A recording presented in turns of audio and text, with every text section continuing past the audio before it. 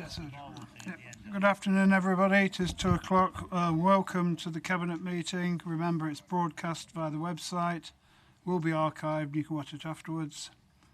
Microphones on and microphones off when we're not speaking. Can I take the opportunity to wish everybody here a Merry Christmas, and particularly to Terry Einon, leader of the Labour Group, who's with us today. Merry Christmas, Terry. And thanks for doing reasonably well in the North West election and not winning. Okay, so next one, with apologies for absence, we've got Blake Payne. No others, no. Minutes, pages 3 to 8. I move the minutes of the meeting held on the 22nd of November 2019. I'll take them as read, confirmed and signed. Is that okay? Super.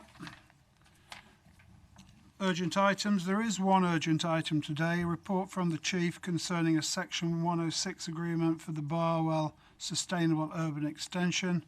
This is urgent because the issue arose after the agenda for this meeting was published. We need to agree a basis for moving forward as soon as possible, and the Cabinet isn't due to meet again until February. As required, we consulted the Chairman of the Scrutiny Commission, Simon Galton, and he's happy for the report to be considered. If members are in agreement, I'll take this item at the end of the agenda. Can I ask for your agreement? Thank you very much. 3 declarations of interest. Anybody got them? I think Mr. Shepherd wants to declare a personal interest. Richard? Yes, personal interest, Chairman, in item 10, the Charnwood local plan consultation, on 2 counts really, as a member of the Borough Council of course, but also as a ward councillor in whose ward some of the particular sites are mentioned in the report. Thank you. Very good, thank you. 4, medium-term financial strategy 2021-23-24, proposals for consultation, pages 15 to 16, supplementary report, pages 3 to 52. First report is sets out the Council's proposed MTFS for the years I referred to. They'll be considered by the Overview and Scrutiny bodies in January. As mentioned in the report, we held a big consultation exercise earlier this year on the Council's priorities, and I hope we will get further feedback on the draft MTFS. So if you want to do it, go to the website and let's have your comments. Today we've got Chris Tambini, Director of Corporate Resources, and Declan, who's his assistant for Corporate Resources. And then I'll ask Byron to speak. So are you speaking, Chris, or Declan? Okay, Chris, thank you. If I could start by saying we haven't actually received the draft local government settlement yet, although I've just got an email actually saying it should be on Friday. So hopefully we'll get it on Friday. But having said that, within the one-year spending review in September, it did contain quite a lot of detail on local government funding, both in terms of specific and general grants. So I think on the following general election, I don't think there's really much that has come out that's actually think will change that significantly. I think that the key message within this MTFS is really around, not so much around the funding, it's really around the continued pressures on expenditure, and they're split over kind of 3 key areas. So within the MTFS, we've got cost inflation of 58 million, and more than a third of that actually relates to the living wage, so significant cost inflation. We've also got continued but increasing demand pressures, and they total 59 in total over the next 4 years. 21 million of that actually relates to pressures within children and family services. 10 million relates to that in pressures in terms of environment and transport, and 9 million around adult social care. And there continues to be a huge pressure around the special education needs as well. So huge pressures in terms of demand pressures on the MTFS. The final kind of pressure is around the capital programme. Within the MTFS, it's probably it is the largest capital programme we've ever had, over £600 million. And most of that really relates to both population and household growth pressure over the next 20 years, and the impact that has in terms of our services around transport and schools. So massive pressures there. And there's a lot more detail on those 3 kind of areas of pressure within the report. The overall position of the MTFS is that it's balanced over the next 2 years, which is a real positive. However, by year 4, there is a £40 million gap. There are £24 million of identified savings in the MTFS, And you've got to remember that's in the context of the 210 million pounds that are made since 2010. And if you include SEN, the authority will need to either generate income or extra savings of £80 million over the next 4 years, which is a significant figure. The MTFS also assumes a 2% increase in council tax next year and a 2% increase in the social care levy. Thereafter, the council tax drops down to 2% for the remaining 3 years of the MTFS. The MTFS will follow the usual process of scrutiny in January, and it will come to Cabinet in February and then County Council in February as well. The recommendations are set out in the Green Order paper. Thank you, Chris. Byron? Yes, I will move the motion on the Green Order paper under item 4. It gets tougher every year. We've been now working away trying to cope first with the austerity programme and now much more with rising costs for the last 8 years. In fact, a little bit longer than that. And so far we've succeeded. Indeed, the budget for next year will enable us to break even again, and probably the year after that, and then it opens up, as the director has said. And so by year 4 of our plan, we've got this gap opening up of 40 million. And it gets harder and harder to make savings. When you've made £210 million savings, it gets tougher. Although there are savings built into this plan, quite substantial ones, the cost increases arising particularly in children's services, but in other areas too, are far exceeding those, and it's not easy to make further cost reductions. So what we need is more funding. And if I may just coin a phrase to put over the thing, we need to get fair funding done. We've been talking about it now for several years, but we have a new government in place and new MPs, and our attention in the next 12 months will be to hold the line on our budget and to get the fair funding through so that we can have a rising funding to cope with the increase in costs and the expectations of the people we serve for better services, and that's what we intend to do. So for now we can cope with what we've got, and that's why I'm moving the motion on the Green Order paper. Thank you, Byron. Richard Shepherd? Second that, Chairman, and just in case the point was lost, it's a very important thing to get fair funding done, and well worthwhile adding one syllable more to a well-known phrase or saying to achieve our new motto. Very good. Anybody else wish to speak? No. Moved by Byron, seconded by Richard.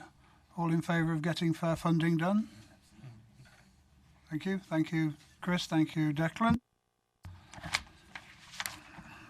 Agenda item 5, Ofsted inspection of local authority children's social care services. These are to be found on pages 17 to 44. The inspection took place in the autumn. The action plan has been developed in response. It's pleasing that Ofsted recognise that we've made considerable progress since 2017. I know that the Director, Jane, and her team have been working very hard to improve services, so I'll let you introduce the report, Jane, and then I'll call Ivan, who has responsibility. Thank you, Chair. So the purpose of this report is to advise Cabinet of the outcome of our recent Ofsted inspection, and also to present the draft action plan that was been developed to address the recommendations through the Ofsted report. So just by way of background, Ofsted does undertake a local authority inspection of children's services on all local authority areas within the statutory, who have the statutory responsibility for delivering children's services. The last full inspection of the County Council's children's services was undertaken in November 2016, when all of the services were graded as requiring improvement to be good. In November 2018, we had a focus visit on our front door, which again was undertaken by Ofsted, and the conclusion of that visit was that the services had improved from the November 2016 inspection. So, as identified, the inspection was carried out over 3 weeks, from the 16th of September to the 4th of October, and involved 8 inspectors who considered the quality of work across our early help services and children's social care, and the impact of those services on children and young people in Leicestershire. The findings of the inspection are detailed in a report from Ofsted, and that's appended to this report. And it does include gradings that indicate how the service is judged to be performing across 4 broad areas. And just by way of information, to date, in relation to overall effectiveness, the majority of local authorities across England require improvement to be good or are good. So in relation to the outcomes for Leicestershire following this inspection, Leicestershire is now being graded as good in relation to the impact of leaders on social work practice with families and children, requiring improvement to be good in relation to the experiences and progress of children who need help and protection, and good in relation to the experiences and progress of children in care and care leavers. And our overall effectiveness is graded to require improvement to be good. So Ofsted did identify that significant progress has been made in many areas of children's social care services in Leicestershire since the last inspection back in 2016. And it did acknowledge, though, that while services for children in care are now judged to be good, for those children needing help and protection, services still require some further improvement. And the report did then further emphasise that overall, children in Leicestershire are not experiencing good practice consistently enough across all services, and the extent and impact of the remaining work to be done remains significant. And for that reason, Ofsted did judge that our overall effectiveness continued to require improvement to be good. Whilst they were here, Ofsted did recognise a number of strengths for Leicestershire, including the commitment and investment by political and corporate leaders, as well as the effective work of staff and senior managers, which means that our responses to children and services of children and families have improved in many areas. They also recognised the good variety of our early help services, that children receive a timely and effective response when they need help out of hours. They identified that disabled children who need help and protection receive a good service. And inspectors were really impressed by the Vulnerability Hub and its effectiveness in safeguarding children and young people who are at risk of sexual exploitation, as well as the responses to those children who go missing from home and care. Inspectors also praised the effective systems in place to monitor the welfare of children who are electively home educated, and they said that most of our children in care and care leavers make good progress. They commented that social workers have manageable caseloads that enables them to really get to know the children they're working with well, and they also identified that our fostering and adoption services are very strong. And finally, they did identify that most of our care leavers are living in suitable accommodation, and the majority are participating in education, training, employment. They did set out a number of areas for improvement. Some of these were around the variability and quality of our social work practice, the need for us to have smart targets within our plans. They did identify the need for improvements in permanency planning and also improvements in the quality of social work supervision. The report sets out a number of recommendations to address the areas of improvement, and these recommendations are addressed in the action plan that's appended to this report. The action plan that we have put together does build on the continuous improvement plan that we currently have in place, which was a 4-year plan following the 2016 inspection. So I move to the recommendations that the inspection report is noted, and also the contents of the action plan to address the recommendations in the report are noted. Thank you. Thank you, Jane. Ivan? Thank you, Leader, and I won't bore Cabinet by repeating previous comments that I've made. I'll move the motion on the Green Order paper, and I think I'll leave it at that. Thank you. And I'll second it. Any other comments? Okay, moved by Ivan, seconded by me. All in favour? Thank you. Thank you, Jane.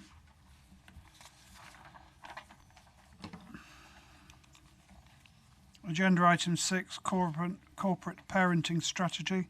This is on pages 45 to 86. It seeks our agreement to refer the final version of the corporate parenting strategy to the Council for approval.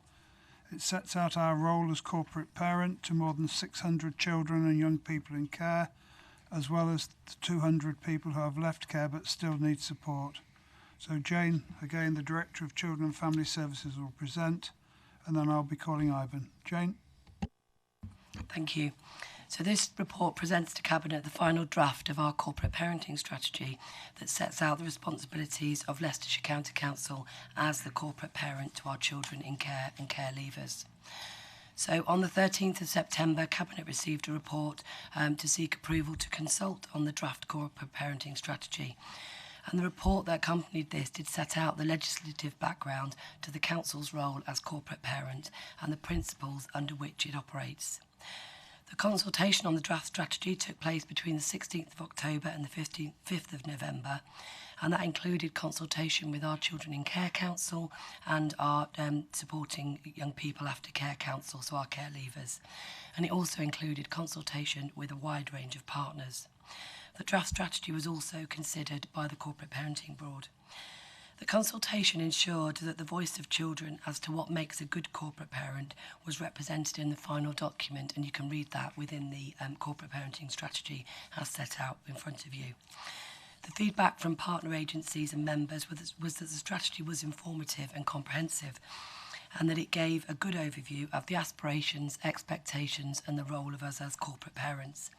There was a number of small changes identified around the language used, including some of the clarity around actions and outcomes.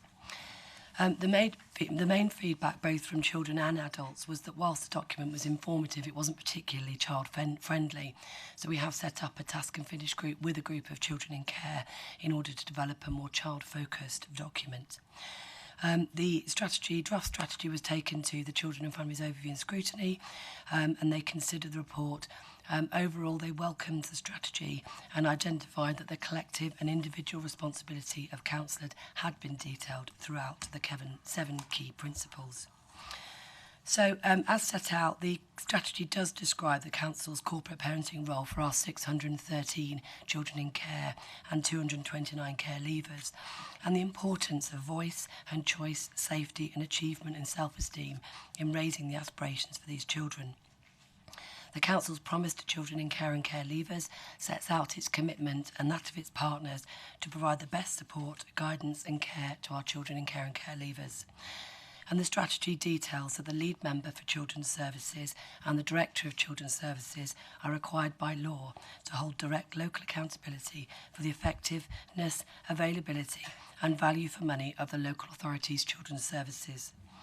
And this position has been supported through the published guide that highlights that all elected members should be prepared and ready to champion the interests of looked after children and young people in their community.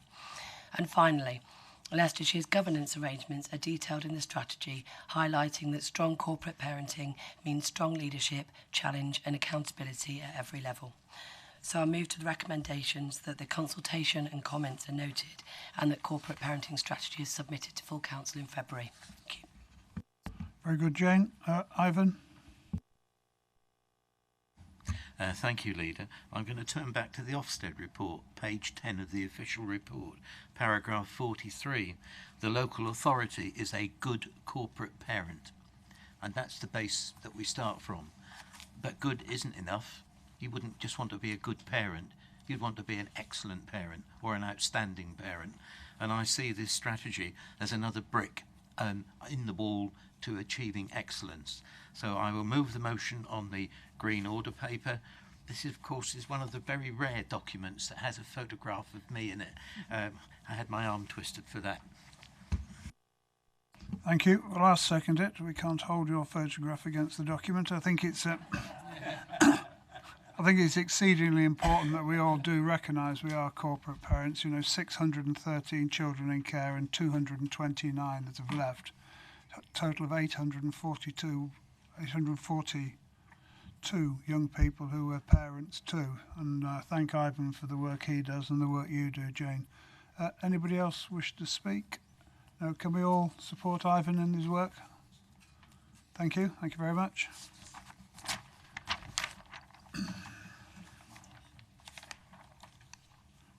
Agenda item 7, Community Safety Strategy 2019 to 21, pages 87 to 100.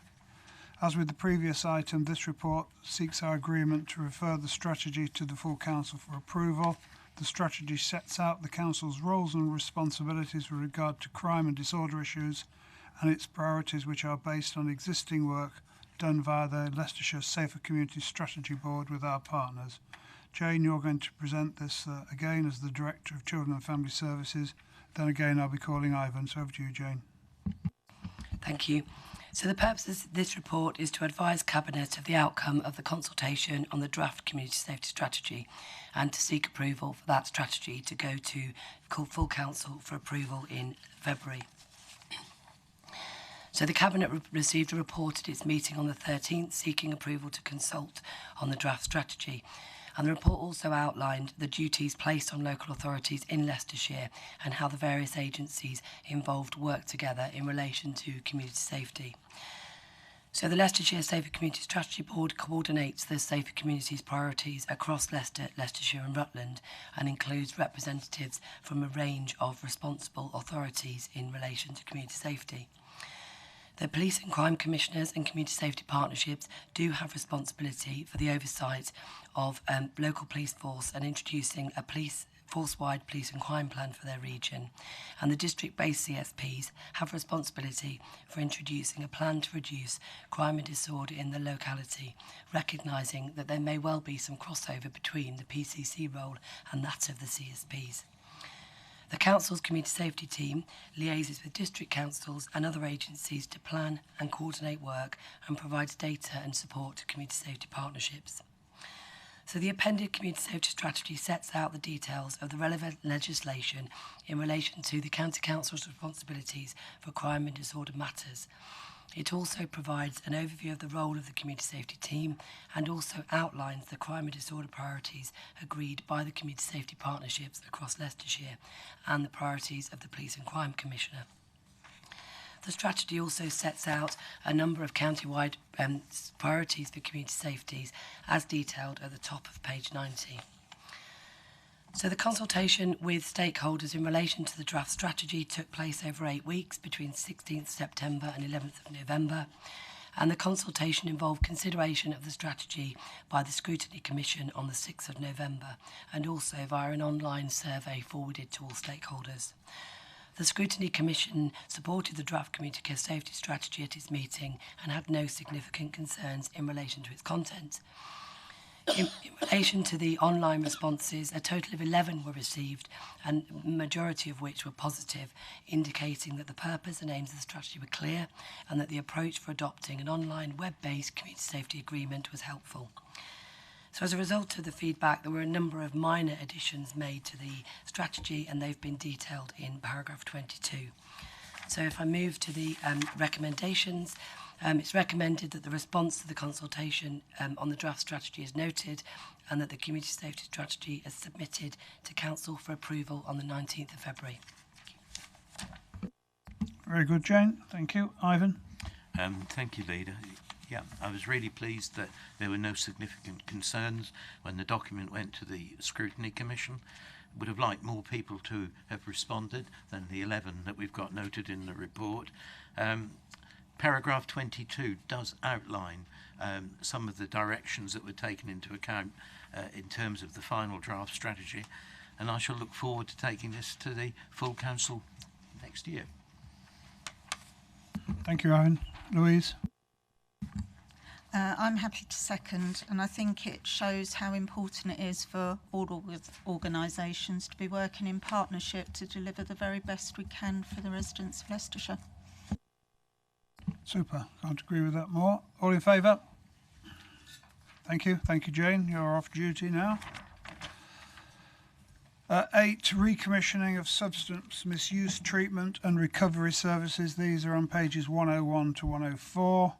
The report is about recommissioning substance misuse treatment service in light of the new delivery model.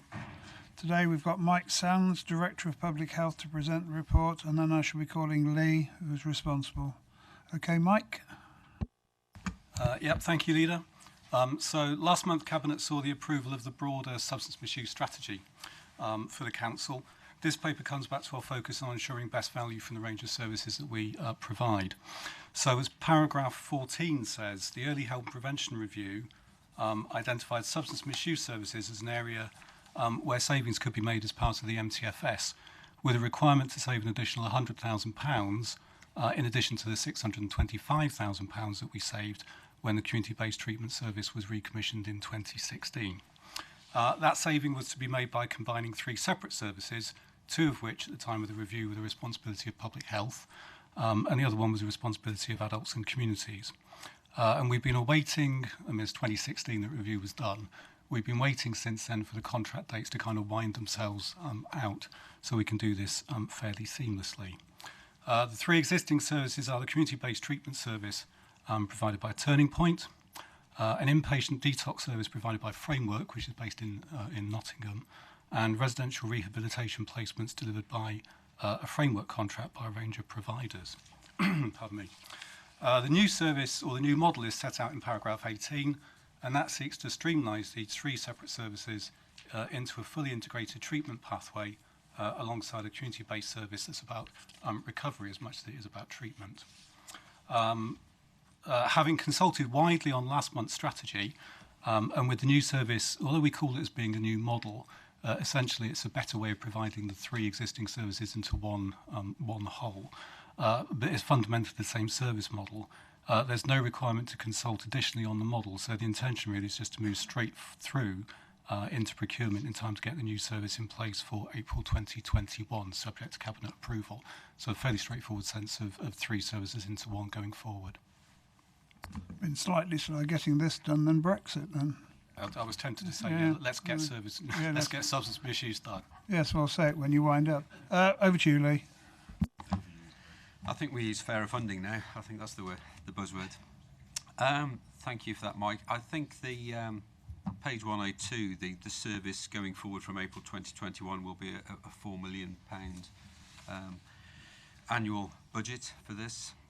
It is a condition of public health that requires local authorities to provide an accessible drug and alcohol treatment and recovery service. I think Mike's covered all the relevant points. Paragraph 15 was of interest in the amount of substantial research and engagement activity that took place this summer.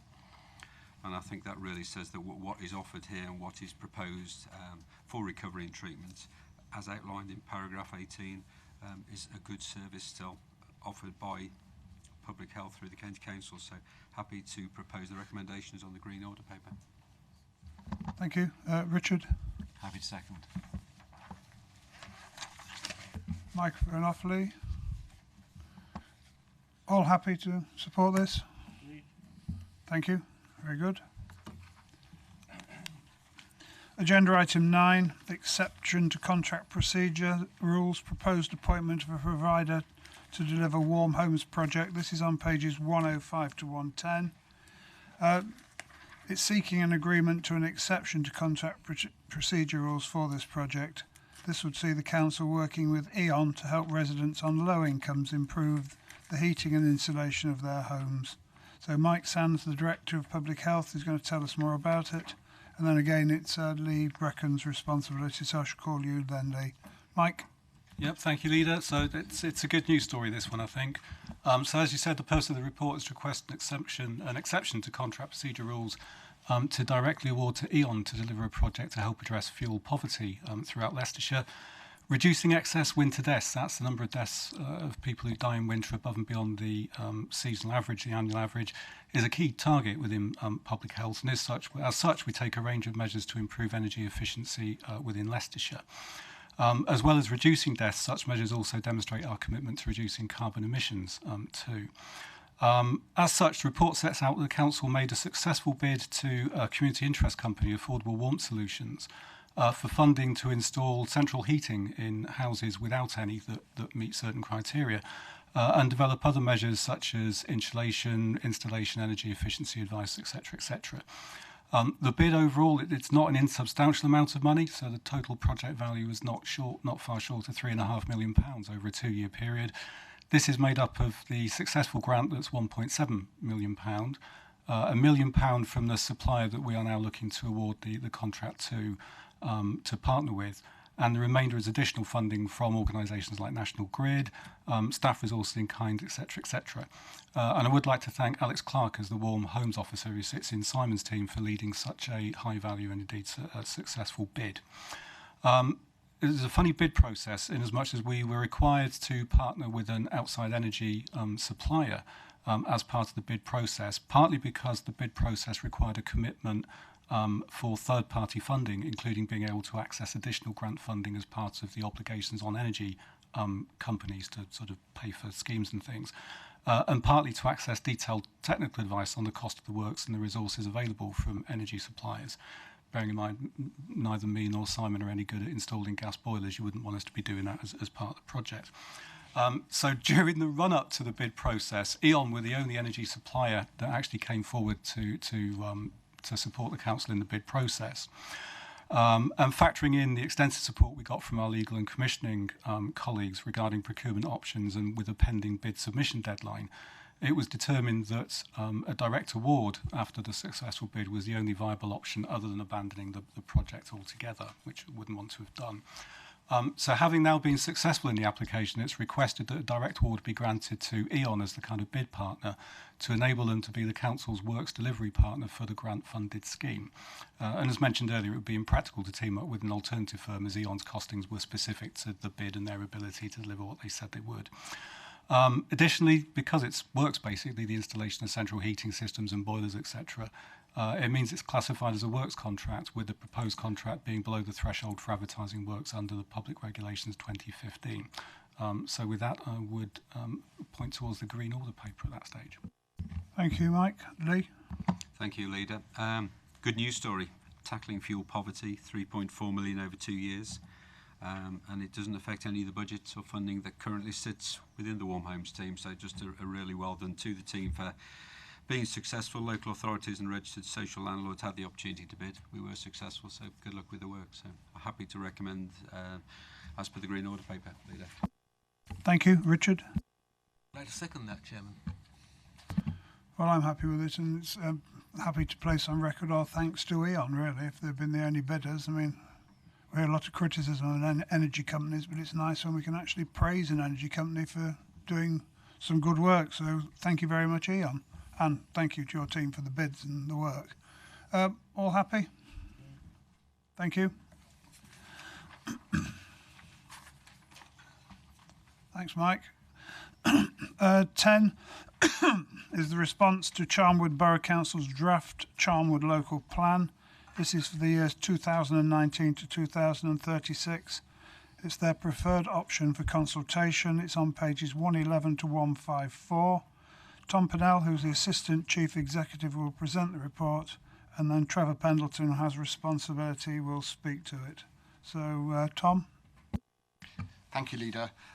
Yes, Charnwood Borough Council consulted on preferred options for its emerging new local plan, which will cover the period up to 2036, as you just said. And the report sets out a proposed County Council response. Comments summarised in paragraphs 18 to 80, and then there are more detailed responses in the appendix. The Borough Council will take account of comments of consultees like the County Council in preparing a pre-submission draft plan, which will be published next year, and there's likely to be an examination in public next year too. Two particular key considerations have been taken account by officers in preparing the draft response. Firstly, compliance of the local plan with the strategic growth plan for Leicester and Leicestershire, which has been prepared by all 9 local authorities and the LEP, and the declaration of a climate emergency by this council. On housing, as set out at paragraph 29, the preferred option in relation to housing provision is to plan for a further 7,252 homes. That's an evidence-based figure that takes account of the government's new national standard methodology for calculating housing need, but does, according to the Borough Council, represent a low growth scenario. And they use those words in the document. It is proposed that the Council responds by expressing some concern about this figure and arguing that it may be too low for the reasons set out in paragraph 30. And there are 3 reasons there. Firstly, that really it would be wise and to include a flexibility buffer of 20% to ensure that a 5-year housing supply can be maintained, and that hasn't been done. We've recently learnt of Leicester City Council's estimate of their unmet housing need that will need to be catered for across the rest of the county, and some work is underway, led by Mr Pendleton, amongst the 9 local authorities to consider how that unmet need might be distributed across the county. I think pending that work, it's important that Charnwood maintain some flexibility to increase provision for that purpose, should it be decided amongst all the partners that some of the housing, some of the unmet needs should be provided for in Charnwood. And thirdly, a low growth option doesn't sit well with the government's ambition to increase housing delivery to 300,000 dwellings per annum. So for those reasons, it's recommended that Charnwood be asked either to increase the figure or to express it as a minimum. The section in the report on environment and climate change from para 42 sets out a number of proposed changes to the local plan to reflect the strengthened emphasis being placed on addressing the climate emergency and also to address some other environmental issues. From paragraph 50, a number of detailed comments set out relating to infrastructure and the importance of mitigating through infrastructure provision the additional pressures likely to be placed on the transport system through housing and other growth. And the importance of master planning, comprehensive master planning for specific sites is also stressed. And then finally, the specific comments of the Strategic Property Service representing the County Council's interests as a landowner are set out from paragraph 67. The recommendation, as on the order paper, is to approve the comments set out in paras 18 to 80 and also set out in the appendix. Thank you, Tom. Trevor? Thank you, Leader. Charnwood is revising its local plan, of course, and sits within the housing market area of Leicester and Leicestershire, and has a very good proactive record. Certainly, last time round, it absorbed a terrific amount of city housing, and I think we understand at county level the effect that absorbing more and more would have on its figures. That said, we stick with the 7,252 recommendation, but as Tom has said, consider that really ought to be a minimum, just to build Charnwood in that little bit of flexibility rather than a maxima. We are, of course, a consultee. We have said what we have said, and that, along with 7 other districts and boroughs, we trust will be taken into account and, of course, will be debated within MAG in the fullness of time. We also, I think, have drawn attention to the fact that we can most certainly add some county land to help develop the Charnwood housing numbers along as well, and we've included those, Leader, in the report as well. So with that, I would be happy to move the motion on page 2 of the Green Order paper under item 10. And I'm seconding it, and I don't see any other speakers. So are we all happy with what Trevor suggests? Thank you. Thank you, Tom. Agenda item 11 would be items referred from ovarian scrutiny, and we don't have any. Item 12 is the urgent item we decided to take as urgent, which is the Barwell Sustainable Urban Extension Section 106 agreement. This is in the supplementary packs, pages 3 to 10. It is about the Section 106, and the Chief is going to tell us all about it, and then I'm going to call Trevor. Chief? Thank you, Leader.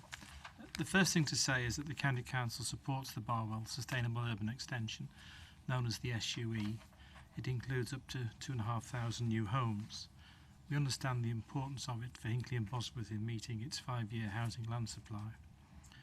Unfortunately, we've now been asked by Hinckley and Bosworth to sign a Section 106 agreement, which is an agreement which provides for the developer to fund critical infrastructure for the SUE, such as roads and schools, but which is out of date. The Section 106 agreement only works if it satisfies the local authorities, the developer, and the likely success of the development. In other words, it leads to a development where people and families want to live, with proper access and with good facilities, and the impact on surrounding communities needs to be taken into account. As drafted, the agreement currently does not do that. Planning permission for the Barwell SUE was granted 6 years ago, and a delay since then in preparing a final agreement is the main reason for having a document which is out of date, which the County Council, as a responsible authority, cannot sign. So the recommendations on the Green Order paper reflect that position and request a renegotiation of the agreement as soon as possible, with a report back to the next meeting. In view of what has happened, it's also recommended that final decisions by the local authorities are taken at member level. Thank you, Chief. Trevor? Thank you, Leader. There is no doubt that this is an important development and will, I'm sure, add to the housing sustainable take-up in Barwell. I think paragraph 25 of the report, if we look at it from 1 to 6, the reasons that are outlined there, that most of these decisions are now fairly long in the tooth and are not absolutely bang up to date, and therefore do reflect and have slight loopholes in them, and do mean that if we look at the actual tables under paragraph 27 and 29, that in actual fact the expenditures that we were attempting to levy from 106 agreements might well have changed quite substantially, and therefore can't be relied upon, and could really mean that we might even be, under this scenario, handing back money to developers, whereas really, as far as the public money and the taxpayers are concerned, they ultimately have a stake in this, and we want to be sure that it is absolutely bang up to date and fit for purpose. So I have absolutely no hesitation whatsoever in moving the motion on the Green Order paper under item 12, A, B, C and D. Thank you. And I've no hesitation in seconding it. And I think C is a particularly important one, that Hinckley and Bosworth Borough Council requested to report the council's position of this cabinet to its planning committee, rather than just let members not to deal with it, having it delegated. Because I want to place on record, I've had very, very detailed responses from one local member, Janice Richards, which I thought was very good, very succinct email. And then, of course, I've been speaking to Ozzie O'Shea himself today, who's expressed similar concerns. So with those two comments, I'm happy to second the motion, and I don't see any of the speakers. So we're all happy with what Trevor proposes? Thank you. That's it for today. So as I said before, Merry Christmas, Happy New Year, and see you in 2020.